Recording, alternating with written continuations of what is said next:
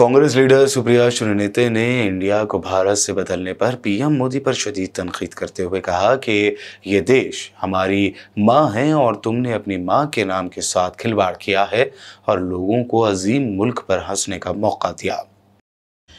एक आदमी की सनक और बौखलाहट ने इस देश को उस कगार पर लाकर आज खड़ा कर दिया है कि हमारी पहचान पर सवाल उठ रहा है, हमारे नाम पर फप्तियां कसी जा रही हैं, सोशल मीडिया में और मीडिया में जोक्स चल रहे हैं, चुटकुले बनाए जा रहे हैं इंडिया और भारत को लेकर। यह आपकी सनक और आपकी नफरत का नतीजा है मोदी जी।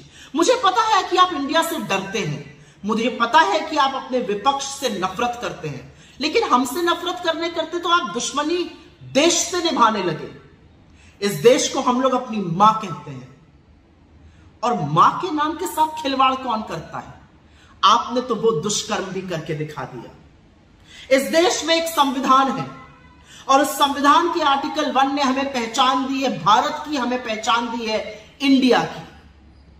और आपके ये जो कुत्सित प्रयास है हमारी पहचान के साथ खिलवाड़ करने का, वो असल में इस संविधान को बदलने के आपके दुष्कर्म का नतीजा है। आप चाहते हैं कि आप बाबा साहेब का बनाया हुआ यह संविधान बदल दीजिए, लेकिन ऐसा हो नहीं पाएगा, क्योंकि आप भी जानते हैं और मैं भी जानती हूं कि राज्यसभा में आपके पास 2/3 बहुमत नहीं है, तो आप संविधान बदल नहीं पाएंगे। तो यह शगुफा क्यों छोड़ा गया? यह शगुफा इसलिए छोड़ा गया जिससे आपके भक्त और आपका चरण चुंबक मीडिया इसी पर डिबेट करता रहे। वो अडानी के महा स्कैम पर आपसे सवाल ना पूछे, महंगाई पर चर्चा ना करे, बेरोजगारी पर बात ना करे, आर्थिक असमानता पर बात ना करे, आज भी जलते हुए मणिपुर पर सवाल ना उठाए। इसलिए आप रह रहकर एक एक शगुफा छोड़ते रहते हैं। लेकिन क्योंकि आपने भारत और इंडिया का शगुफा छोड़ ही दिया है, तो 2-4 बातें कह देती हूं। 100 रुपए का पेट्रोल इंडिया भी खरीद रहा है, 100 ही रुपए का पेट्रोल भारत भी खरीद रहा है। आटे पर जीएसटी आपने इंडिया के लिए भी लगाई है और भारत के लिए भी लगाई है। बेरोजगारी से इस देश का युवा इंडिया में भी जूझ रहा है और भारत में भी जूझ रहा है। आर्थिक असमानता से लोग त्रस्त है इंडिया में भी और लोग त्रस्त है भारत में भी। जलते हुए मणिपुर को देखकर इंडिया भी कांप उठता है और जलते हुए मणिपुर को देखकर भारत की आत्मा भी सिहर जाती है। और अडानी के आपके नाक के नीचे पनपते हुए महाघोटाले पर इंडिया भी सवाल उठाता है और भारत भी आपसे जवाब चाहता है। तो सबसे पहले तो विभाजन की, नफरत की इस राजनीति से निकलिए, अपनी सनक, अपनी बौखलाहट छोड़िए और कृपया करके यह हाथ जोड़कर करबद्ध निवेदन है आपसे, इस देश को अपनी बनाई हुई महंगाई से, अपनी बनाई हुई बेरोजगारी से, अपनी लगाई हुई नफरत की आग से, अपनी बनाई हुई आर्थिक असमानता से, अपने बनाए हुए अडानी के महाघोटाले से बख्श दीजिए इंडिया और भारत दोनों को। आम आदमी पार्टी लीडर संजय सिंह ने प्रेस कॉन्फ्रेंस करते हुए इंडिया और भारत नाम के तनाज़े पर शदीद तनकीद की और कहा कि बीजेपी कह रही है कि ISRO, IIT, IIM, AIIMS, RBI गुलामी की निशानी है। यह अनपढ़ों की जमात है। उनके दिल में नफरत है कि पिछड़े तबके के बाबा साहब अम्बेडकर जी ने कॉन्स्टिट्यूशन कैसे लिख दिया, लेकिन कोई संगीत तो लिख नहीं पाया।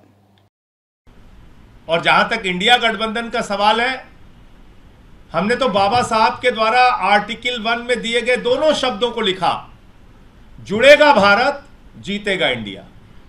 हमने लिखा है, देख लीजिए आप। हमारी टैगलाइन क्या है? जुड़ेगा भारत, जीतेगा इंडिया। हमने तो बाबा साहब के दोनों शब्दों को लिया। मतलब ये कह रहे हैं कि इसरो जो है वो गुलामी का प्रतीक है, क्योंकि उसमें इंडिया लिखा हुआ है।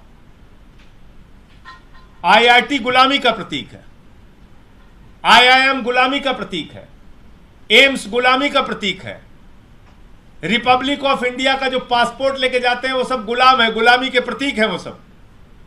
ये कहना चाहते हैं।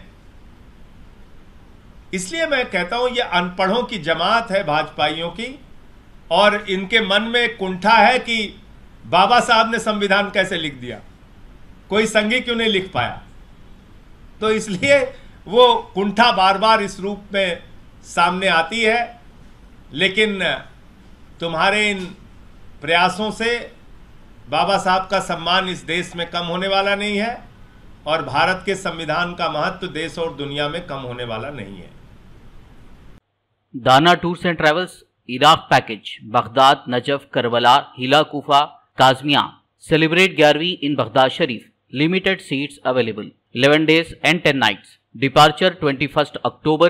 Package includes airport to airport transportation, ticket, visa, Astana stay, all ziyarat. Per passenger 85,000 only. Limited seats available. Contact 939 485 4888.